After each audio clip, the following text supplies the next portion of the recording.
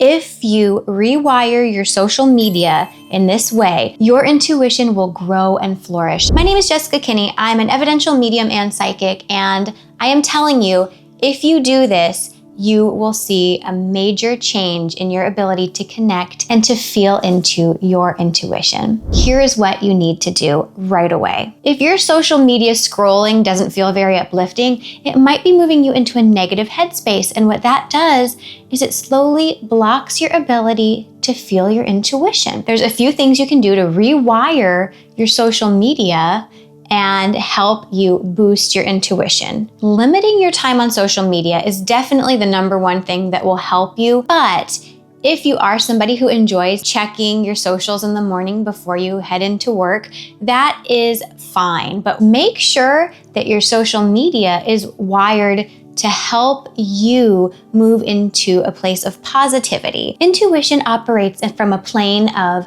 love, of hopefulness, of guiding you on your path and helping you find your soul's purpose. Your intuition, that little voice inside of you, is there to help you on your journey. But a lot of times social media can put you into a negative headspace. Gone are the days of obligation. You don't have to follow people or accounts that no longer serve you. If people that you follow are posting things that feel negative or feel out of line with your goals, either unfollow, or you can do what I do, which is mute those accounts so that you don't feel like you're being bombarded with their negativity. Following accounts that do uplift you, that do motivate you, that will help shift your headspace as well. So I like to follow accounts for mindfulness, lifestyle, whatever resonates with you is great as long as you feel like you are getting value out of those accounts. If there are accounts that make you feel like somehow you're not good enough or you're not doing enough in your life,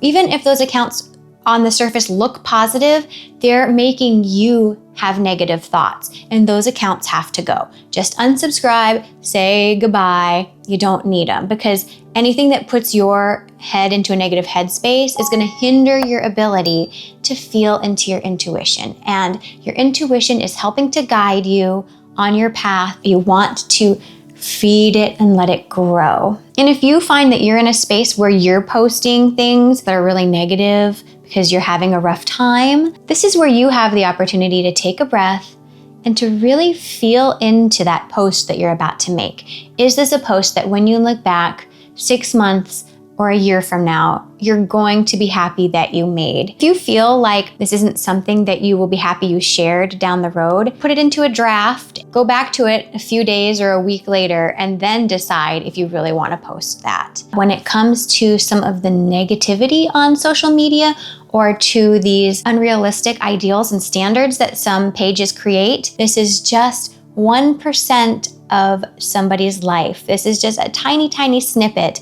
We don't see what is happening behind the scenes. So I challenge you today, make the changes and see how it feels. Just give it a shot. Maybe mute some accounts that have not been making you feel uplifted. And in a week, revisit those accounts and see if you want to add them back into your feed or not. Whatever it is that you can do to rewire your social media, that is what's going to help you rewire your relationship with your intuition. And I promise you, you will see a difference. You will have such a deeper connection with your intuition. And if you are interested in learning more about how you can tap into your intuition, please subscribe to my channel and watch this next video, because I think it's going to really help you have even more resources for building your connection to your intuition.